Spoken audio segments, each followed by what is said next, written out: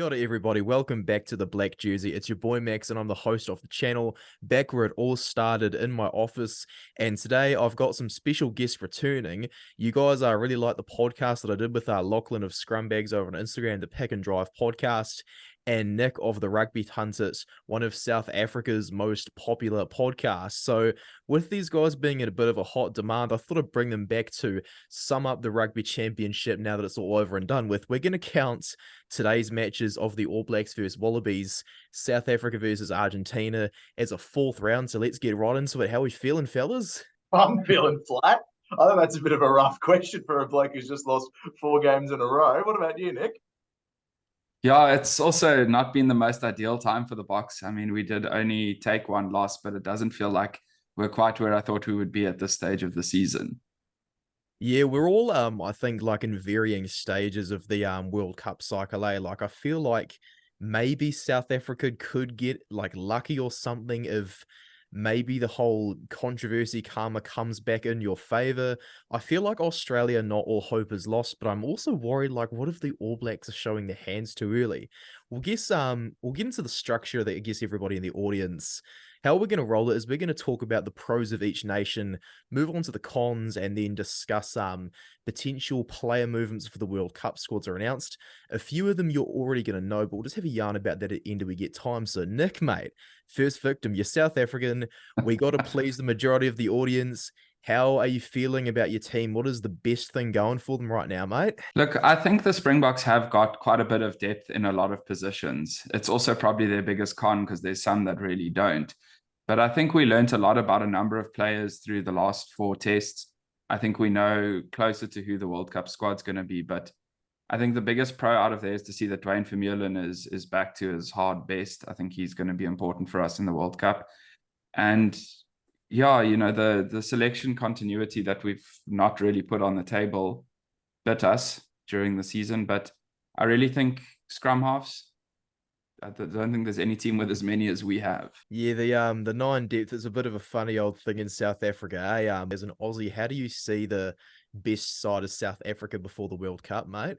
Oh, I guess from an Aussie perspective, you're probably looking at I really rate Grant Williams from what I've seen through the URC. I've chucked a bit more on his highlights after we spoke in the TRC preview. But I'm not sure what his timeline is for coming back after getting taken out. So he would be definitely in a match day 23 for mine. But with you can't really go past a Faf with the base of his skill and the runs that he's got on the board regarding Rugby World Cups. I mean, he's won one. So that's hard to go past in a World Cup year. What do you take, Nick? Yeah, I think for the 9s, it's really difficult because you've got Faf de Klerk, who was our starting 9 through 2019 and has basically been the primary 9 for all but last year. Then you've got Kobus Reinach, who's electric. He's really, really good and solid. He's been in the system for so long. Then you've got Jaden Hendrickse, who was our primary 9 last year, but he hasn't played a single game this year, even though he was fit for the last 2. You've got Herschel, who came on last night against Argentina and put in, it was his first start in a year.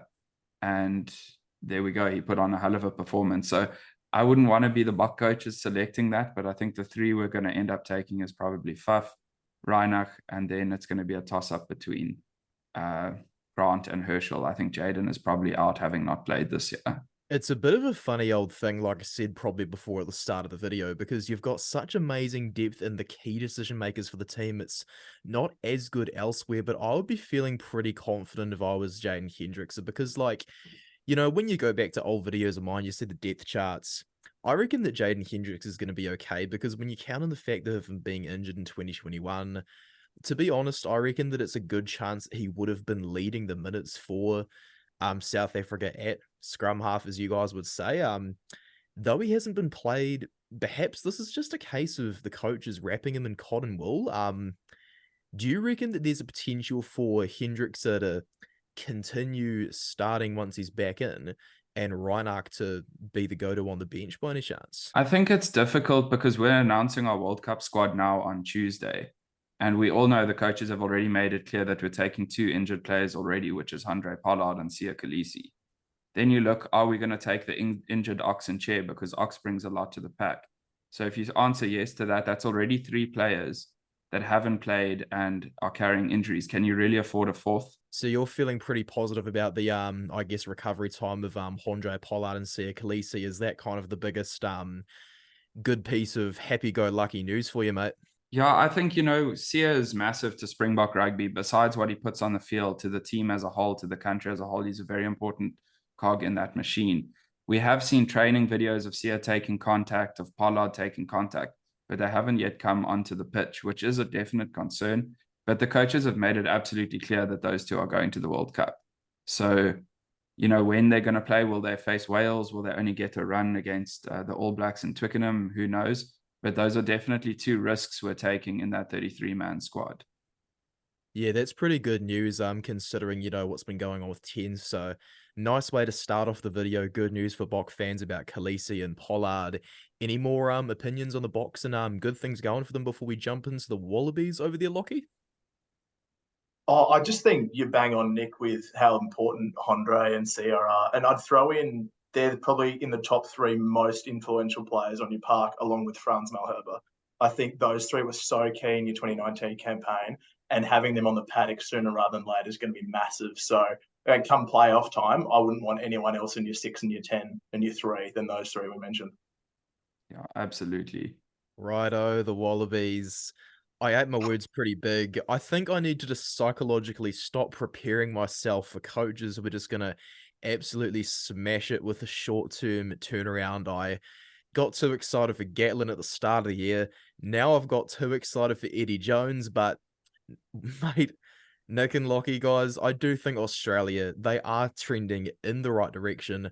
I do truly believe so, Lachie. I'm not just being like rude to you or anything. I'm not just having you on, bro, like you normally do. Like, how are we feeling about the trajectory of the Wallabies? And what do you reckon's improved the most since you finally got rid of Dave Rennie? Yeah, it's a funny one because there are patches that we've played in the past month that have been the best footy we've played since 2015.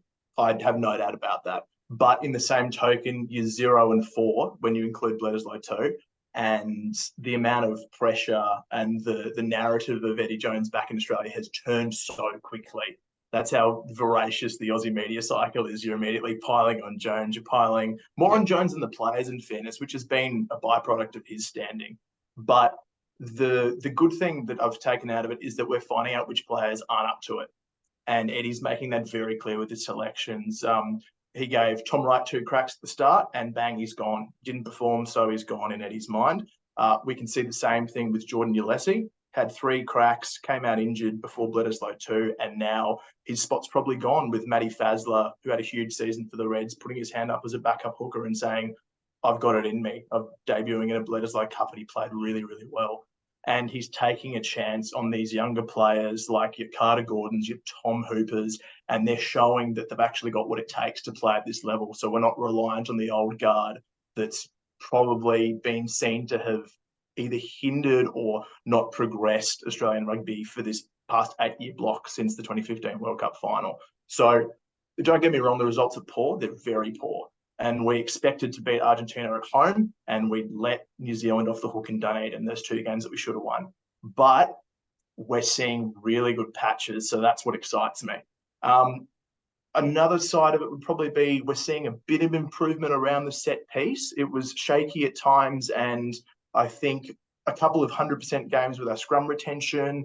The lineouts have been a tick under 90%, which could be a bit better, but historically that's where we've been seen to struggle. So seeing that immediate improvement around the set piece has been exciting. Restarts, they're their own concern. They cost us a game in Sydney against the Argies, but we're seeing a little bit. But for mine, there are some weaknesses that really need addressing. And I'd be keen to get your take on what you saw, Nick and Max, throughout the season as well. Yeah, before we get on to Nick's perspective, I just want to jump in and ask you one more thing with the improvements you've mentioned in the short-term turnaround, the ruthless selections. We'll all remember that Jacques Brunel in charge of France had a better win percentage with his home country than with Italy, but we'll also remember that it was lower than 50%, but it ultimately ended in I guess, an unexpected World Cup quarterfinal appearance. Do you reckon there's somewhat of a comparison between those two old school coaches just drilling in discipline real hard? Yeah, it can be. And these sort of short-term sugar hits that we get around coaching is really pervasive in Australian rugby. You expect someone to come in and revolutionise a team and make them world beaters within 6 months, within a year. That's not really how it works. These processes take time. And I think there's a lot of comparison between Eddie going to England and winning 18 straight and winning a Six Nations, all that kind of stuff. And why isn't he doing the same thing now? It's a different team. It's a completely different look. So we can compare, and I would be very disappointed if we're not making a quarterfinal at least through the World Cup. But we'll just have to see how we go. Yeah, I think we're spot on, eh? We'd better quickly get to what Nick has to say, though, because you know that Kiwis and Aussies don't really like each other very much. We've got a bit of a sibling rivalry. You Um, guys look like the best of friends. Always, what do mate. you reckon, as a Ask one sapper further. about the stuff going on there, mate?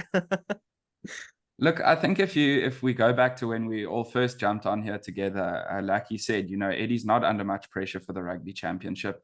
He's probably there to win a Lions series and then really challenge in 2027. So if you look at the Wallabies results under that light, I mean, yeah, the scores are not there, but you've seen like a lot of improvements, like you said, in the set pieces. There's players getting opportunities. Eddie's tinkering with the team. So if the results didn't really matter, I think Australia probably got the basics that they needed out of the Rugby Championship out. They've got a few more games, some tough games. I believe you guys are playing France, so that's going to be a difficult one in the lead up to the World Cup. And I think the Wallabies really do need to get a win under their belt before they arrive in France. But other than that, I think Eddie has brought some changes that you've seen in your side. And he's a big personality. Everyone knows Eddie's a big personality. It takes some adapting to get used to him. And that's probably what's going on in the camp as well. It's a drastic change from what they were used to. Kind of quickly flag, sorry, I don't know if we're going to talk about the weaknesses, but there's a couple Yeah, glaring yeah. ones that I'd love to shine a light on quick for the Wallabies, mate. You go for it, mate. Defensively, we're averaging 38 points a game. It's really, really bad. And so we're 3 tries behind. I think the average scoreline across the TRC was 17-4 and 38 against. And you can't even consider winning a World Cup with defense like that. So Yeah, when mate. you throw in the fact that we're averaging about 30 missed tackles a game, that's a huge red flag for me for progressing really deep into the World Cup. I think there's no doubt that we can potentially upset someone's campaign and jag a semi-final spot and really piss some teams off. But in the grand scheme of things, defensively, it's not up to scratch. And the yellow cards, 5 in 3 matches in the TRC, it's killing us. So if that's something that can be addressed, I'm not sure how, but over the next month, then we can start considering Australia to be more than a hiccup in a World Cup campaign. I'd really like to hear more about that when we get on to the weaknesses in the teams, because I'd be pretty keen to discuss solutions about the situation. But I do think as well, like I think you watched Wales today, eh, Nick? Did you, bro? Yes, yes. Yeah, like you might not have seen Lachie because you'd have been asleep at Australian time. I got up at 4 a.m. for it. What do you think of things that the Aussies could do to beat Wales in the pool stage there, Nick? Look, the Wales performance yesterday against England was one of the best Welsh performances in a good number of years. They were unbelievably physical. And I think, the Wallabies having Skelton back and some of their big heavy runners need to also find that physicality, because once you've got that physicality and you can drive guys back on defense like the Welsh were, then you're going to start solving those defensive problems. You're going to have to make teams are going to have to work harder to get around you. So I definitely think bringing back greater physicality to that Aussie pack is step one there. Fair takes. I think we better move on to the All Blacks for time wise, because I'm feeling a bit mixed. Like I'm feeling like, we've got a pretty good win streak going on right now. This is good for the passion of learning how to win. But then there's a cynical side of my brain that's feeling, I guess, almost bad about winning so many in a row because it's the Foster era. And I still have this doubt, like, are we winning too many in a row too early? What do you guys think about the champions of the Rugby Championship, the All Blacks as neutrals? What's, I guess, good things have we got going for ourselves outside of, obviously, the tight 5 forwards? Because we know that that's pretty good. Who wants to dissect my mighty All Blacks first? I'll That is jump the in there. most Kiwi problem in the world, Nick, isn't it? The fact that they're complaining that they've won games 4 in a One too row many. for the season, and that's a big problem. Oh, it's gorgeous. You jump in first, mate. Yeah, don't worry, Max. You may have won a few in a row, but we're going to take it at Twickenham. I'm just putting that out there already. Shaking in my boots, mate. But, you know, I've following you for a while. I know you've not been the greatest advocate for Geordie at 12, but for me, I thought he had a stellar championship season there. I think the Bodie Moonga 10-15 combo really started to fire well. I mean, you guys just are oozing talent at the moment. Yeah, I really can't fault anything you guys are doing. Maybe you are showing your hand a little bit too early. Maybe Foster's not kept anything back. But again, that's something we're only going to know when you hit the World Cup. And you need to have this sort of momentum if your opening game is France in Paris as the opener of the whole tournament. So yeah, I don't think you're winning too many games. I think you're doing exactly what you need to. It's great to see your pack firing again. You did concede a maul try though. Keep that quiet. That Creevy try and that Marks try, both of them do not exist. You shush your mouth, mate. You keep Didn't Jason happen. Ryan's name out of your mouth. What do you reckon there, Lachie, about the All Blacks, mate? What do you think? I think regardless of the wins, which are exceptional, the debate around 10 has been put to bed in my mind. Seeing Yes, the difference between the first half performance, particularly in Dunedin, with your makeshift with Christie and McKenzie, and then bringing on Mo'unga, it completely turned the game on its head. That's a game the Wallabies should have won, and he almost, for mine, single-handedly was able to steer around your side and bring them to another great win. And he kicked it at the end. It was fantastic.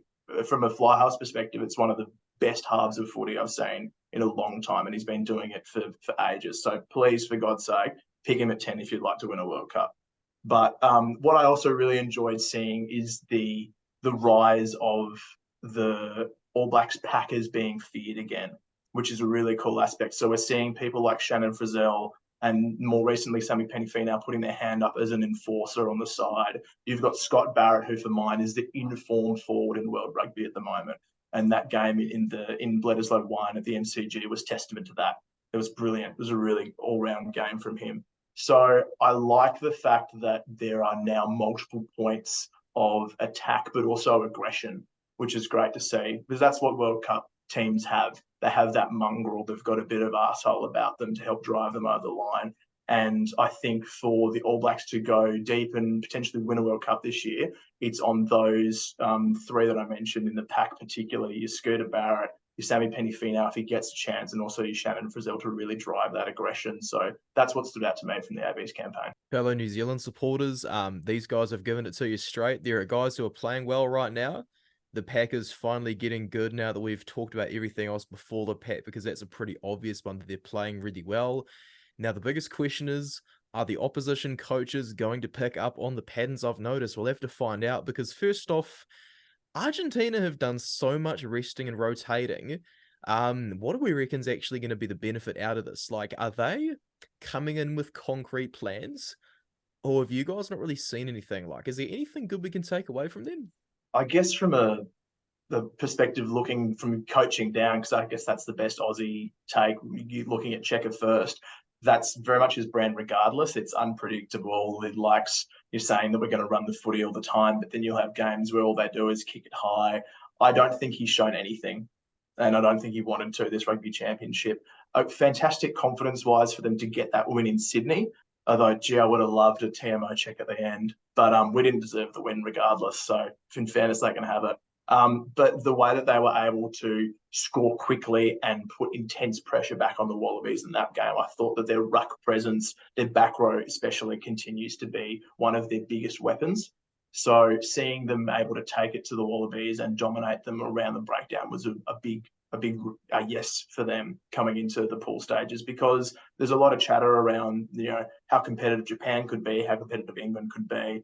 Can the Argies go through? I think that game in Sydney particularly showed you that, yes, they should be a top 2 side in that pool if they play to that standard. So that's what stood out for me. Yeah, I think Los Pumas really, I think we actually should all start. Thomas Lavanini did not get a card, if I'm correct. Yeah, No, it didn't. That's a first. Yeah, The that was record impressive for the Argentina. So I spoke last time about them needing to sort their discipline out. I think they did go a long way in making some changes there.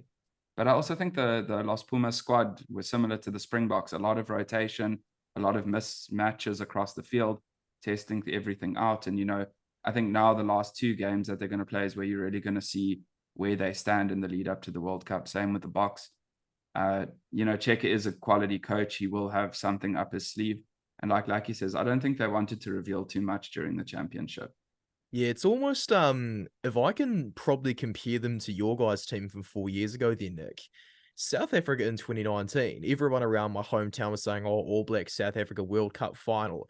I scoffed so hard at all of them at the chances of South Africa making the final because psychologically I got so used to them losing. But has there been any kind of stuff that you've picked up on that we will look back on with hindsight and think, oh, that's how Argentina got a silver medal at the World Cup? Is there been anything positive that you've noticed in almost that frame of mind? Look, I think your positives for them coming into the World Cup, they really do have some quality backline players. So I think if they can sort that out and get those guys cracking over the line when they enter the 22, that'll be crucial. Boffelli, you know, he's very important there. I think that's their biggest focus now, is to get the backline actually getting tries and points on the board. Anything else to add, Lachie? Not really. I didn't watch as much of the RGs as I would have liked throughout the TRC, but I'll just echo Nick's point on Boffelli again. I think with Checker in charge, we're seeing, yes, the Argentinians have these attacking weapons out wide and can spread the ball, but because of their pressure at ruck time, I think there's a really good opportunity for Argentina to play quite a heavy 3-point game through the World Cup, because you've got Boff, who's one of the elite goal kickers at the moment going around. He's in form. He kicked beautifully for Edinburgh as well. And if we're seeing the RG starting to really pressure the defensive breakdown inside their opposition's half, I wouldn't be surprised to see Argentina trying to kick 4 to 5 penalties a game through the World Cup pool stages and start chipping away at teams, because particularly against sides like your Wales, your Australia, who are probably their quarterfinal opponents, that would put them under immense pressure. They're both developing teams, and having that scoreboard slowly ticking up could be a huge factor in them making a semi.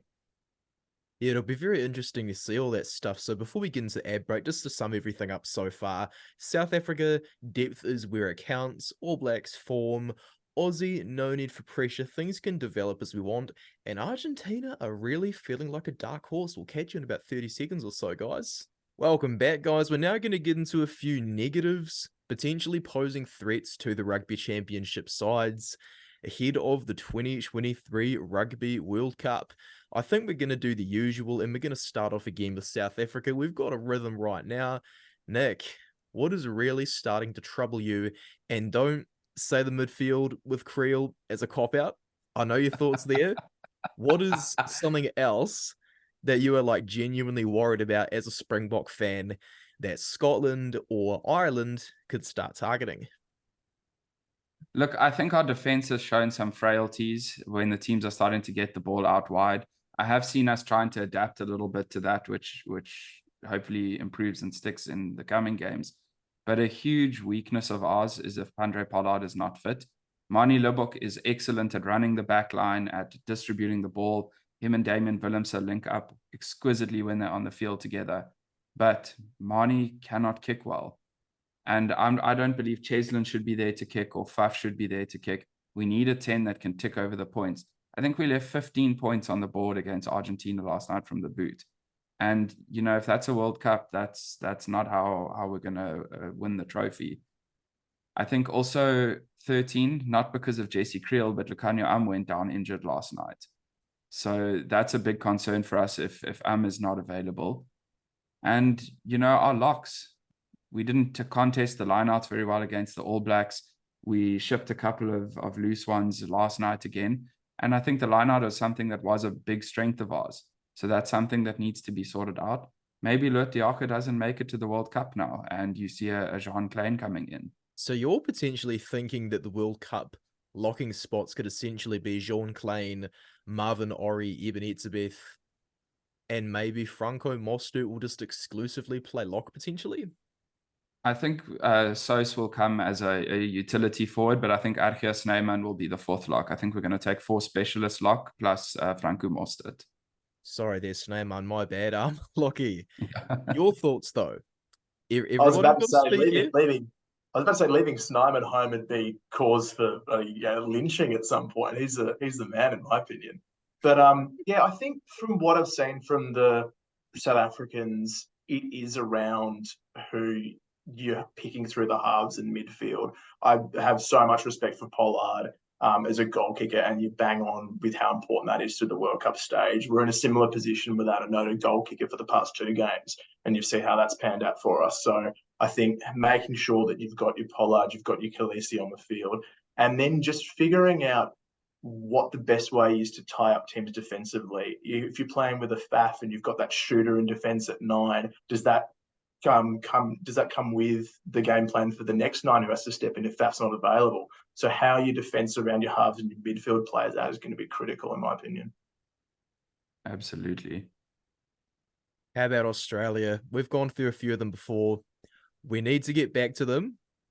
Get us going, mate. I got excited. I got excited with the tackling, but the big one outside of tackles, which was up there for me, it's still discipline. I know we touched on it before, but we are quickly becoming the world's most suspect team, at least as far as a tier 1 nation is concerned, around being penalty magnets, and referees are noticing that. So we saw it starting to grow under Czech, and then that endured under Rennie. And throughout these, particularly the first 2 games of the TRC, it's continued. We are the most penalised team in world rugby at the moment. That's just the facts. And we had those 5 yellow cards, but more importantly, we're averaging 12 penalties a game.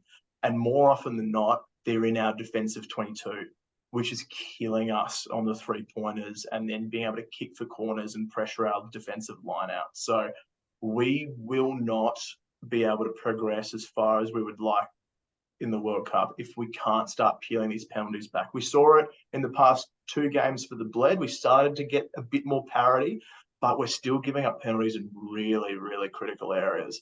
So whether that's just a brain fart moment, whether it's a systemic inability to not infringe when there's a potential try on the line, I'm not sure what it is, but that's for me the killer. And if we cop a card in a big pool match against a Wales or a Fiji or a quarterfinal, it's very unlikely that we're able to overcome that. I just want to interject as well, mate. Super Rugby was an absolute, just ridiculous pile of cards in 2022. Yep.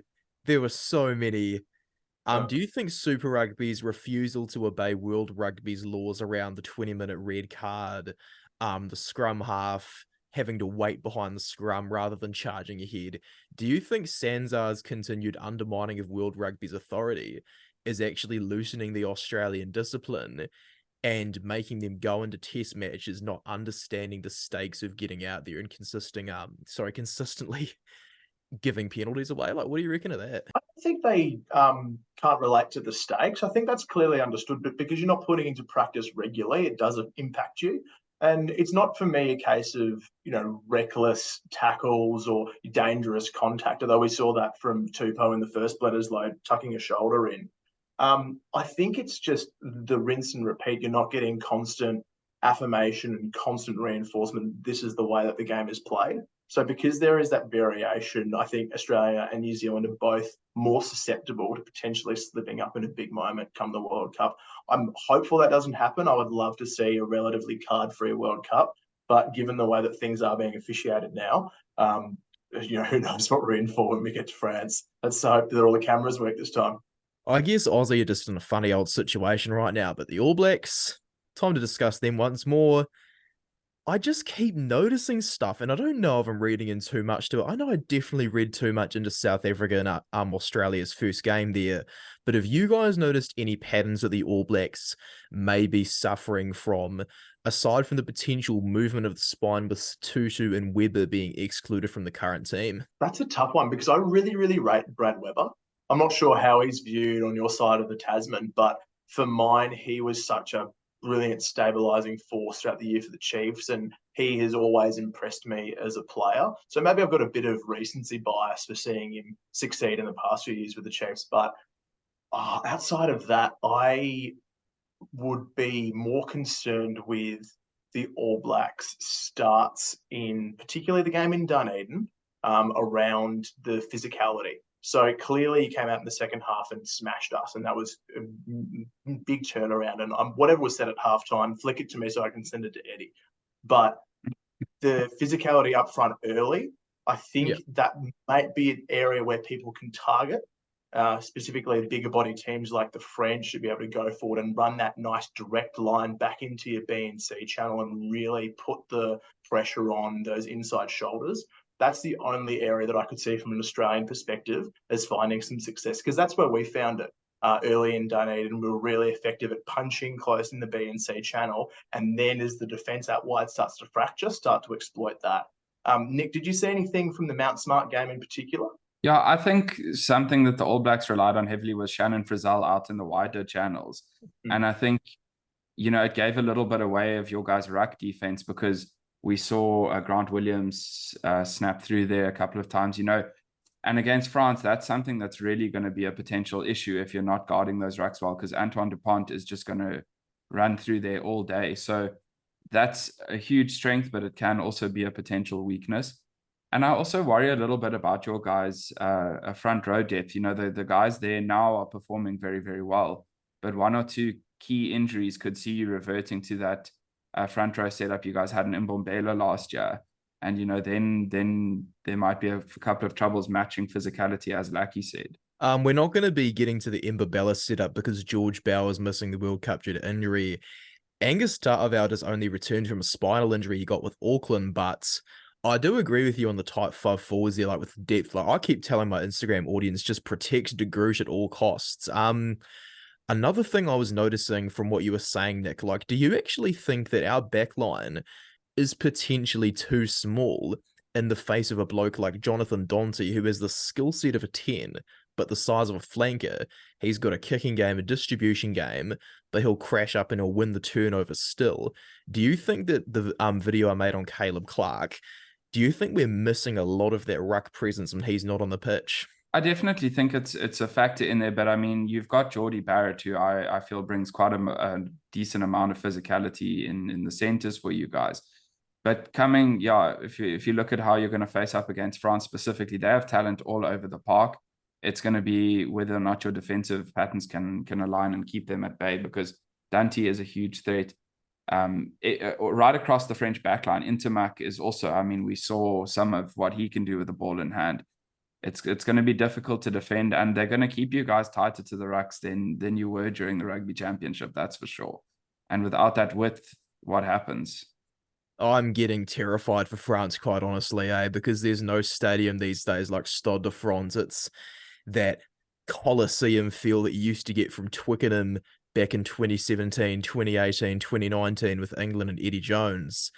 Argentina, though, they don't have that same effect at home. They don't have that Coliseum feel. So are we expecting Argentina to get to the World Cup and not really feel that same pressure? Like, is it almost they're too nervous at home potentially? Is that a negative we've seen from them? I don't know if I'd say they're too nervous at home. Maybe they're too passionate at home and it gets carried away. Franco Mostert spoke out for the box this week, and he's like, emotion's only going to take you so far. Big Gus Creevy getting his 100th test, hugely emotional for the team, first test centurion of their side, but emotion only carries you so far. And I think when they step away from home and they play at other venues with a little bit less pressure, a little bit less of that emotional factor, they seem to put on stronger performances. You've only got to look as well, Max, at their record in Europe for World Cups. I mean, you've had a fantastic run through 2007, when they ended up taking out the bronze, and then in 2015 where they ran really, really deep as well. So it almost removes that familial feel, the passion, almost the expectation that they may feel back in Argentina. And like we've mentioned before, they're on the good side of the draw. There's no reason they shouldn't be able to go deep if they can keep themselves in check. Tactically, are there any other weaknesses you've noticed there, Lachie and Nick? Around the Argentines, I still feel as though the inability to convert pressure into points off the tee. Like, we've seen them go deep. We've seen them expose, particularly Australia in that game in Sydney, expose inside shoulders. So when they get their direct runners, when you get the ball to your Materas, to your heavy ball runners, they can break through. But it's almost as though they get a little flustered when they're in an opportunity to attack, particularly when it's structured. Unstructured play, the Argentinians have always been quite successful at. And it's not cliche to say that they probably have a better time attacking from counter rather than in a structured 22 environment from set piece. So that's probably what I'd see as being a flaw, maybe getting overexcited, whether it's getting flustered under that pressure. But if that's something that they're keeping lid on, that'll help them a long way. Yeah, I also think, Argentina needs to learn how to take control of a game from the outset and how to put teams away, because we're seeing them dig to the dark places. It's also a problem that the Springboks have, is we prefer to be on the downside and then to have to fight back. And really, you can't go and win 7 games at a World Cup being on the back end of the score for most of it. You need to take the games that you are the better side, you can take control of, put the teams away, and get yourself into a nice cruising mode. You can't go every single test, let teams put points on you and then claw your way back at the death, I thought you only had to win 6 games, Nick. Well, not everyone can be the Springboks, Lachie. Oh, that's beautiful. Well, so the general consensus, everybody knows that somebody from either Pool A or Pool B is going to win the World Cup.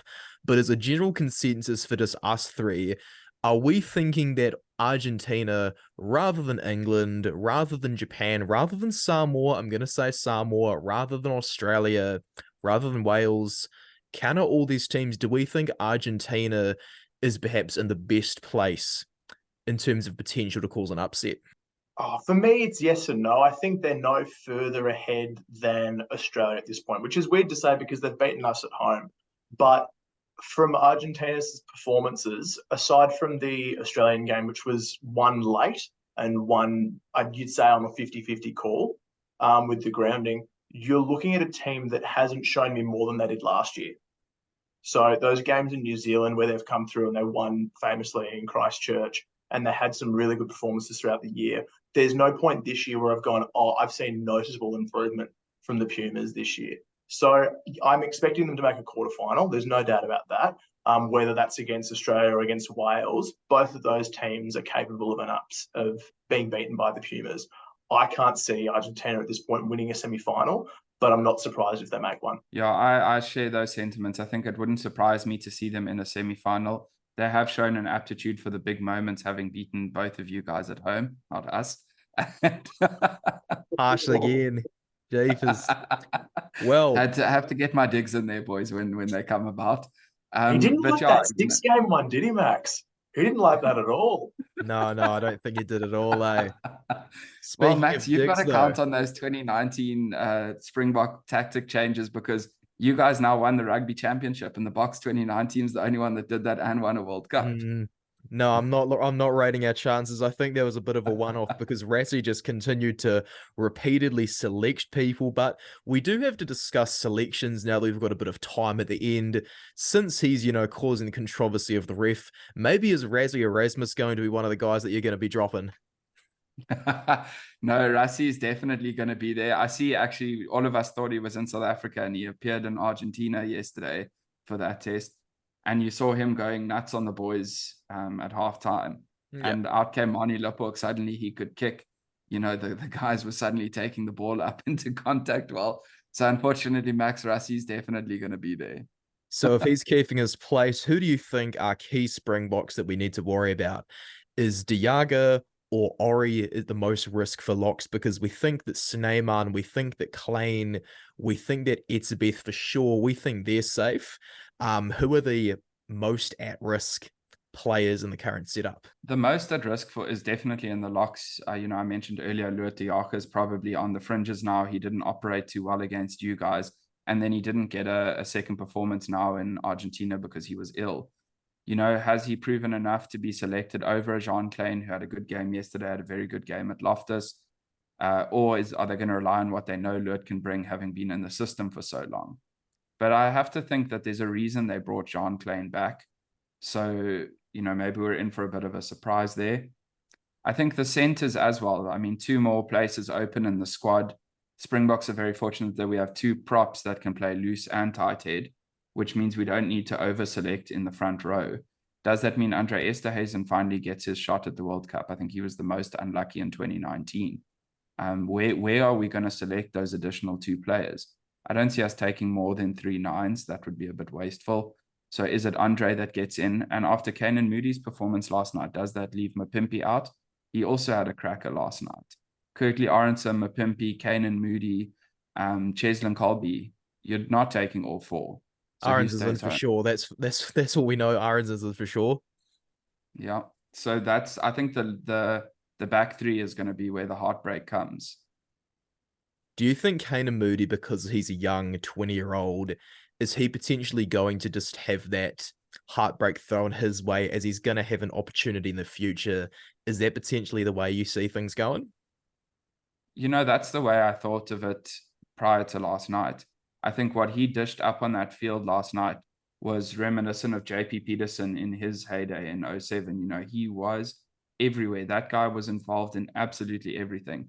And I think that's now a headache for Rassie and Jacques to sit and be like, well, this guy performed. He did what was asked of him. How can we leave him at home? I think he's made the decision that difficult. So loose forwards are pretty obvious. Dion Forey takes the spot of Joseph Dweber as the third hooker.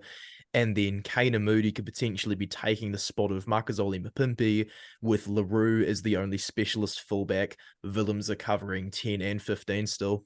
Yeah, I think Joseph Dweber's going to the World Cup.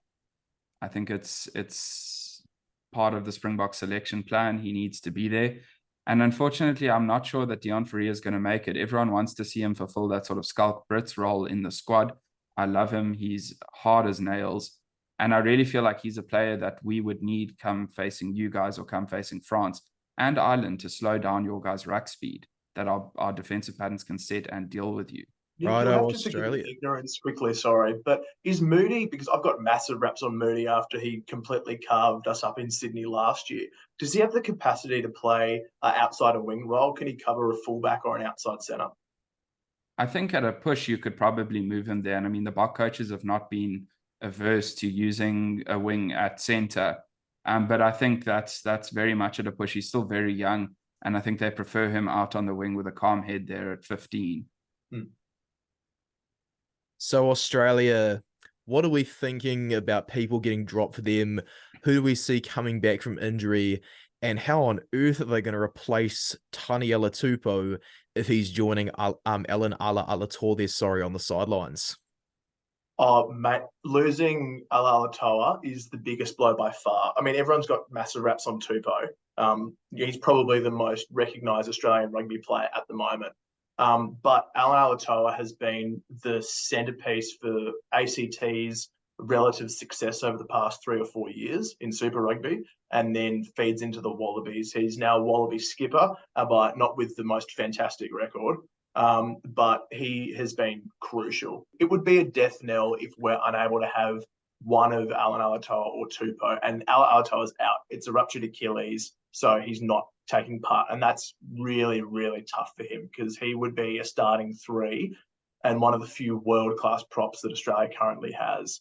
So we're now in a position where someone like James Slipper, who can play both sides, is probably looking at filling a 3 role or coming off the bench as one who covers both.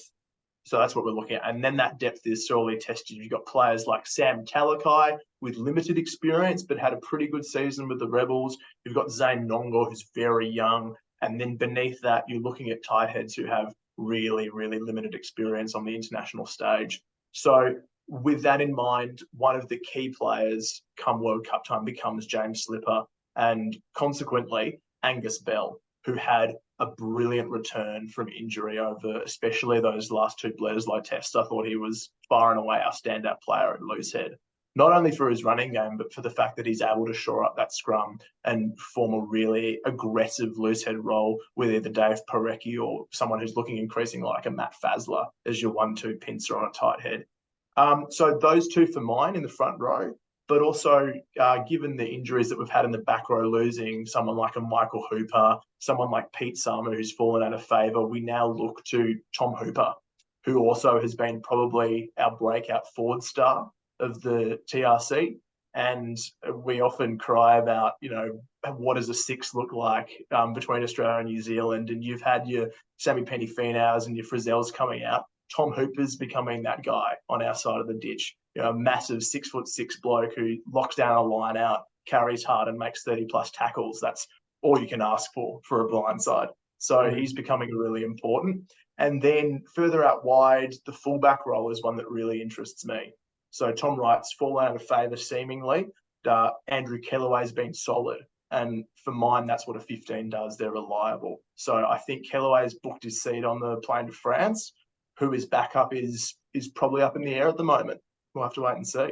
So we're pretty much all in agreement that when Pieter-Steph du Toit got moved from lock to 7 by South Africa, the role of the specialist blindside died, and it is now permanently a third lock at 6. That is the standard. As for the All Blacks, we are going to know exactly who the squad is going to be by the time this podcast is out on Tuesday their morning New Zealand time, Monday evening South African time.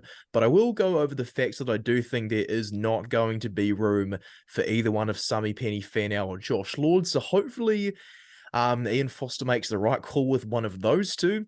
Anyway, as for Los Pumas, I think we all know that Matthias, Orlando, and Lucio Cinci in the midfield, they have really not had their work cut out for them. Are there any other players that are sticking out from Los Pumas that we do think possibly do need to go? Anyone else they need desperately back?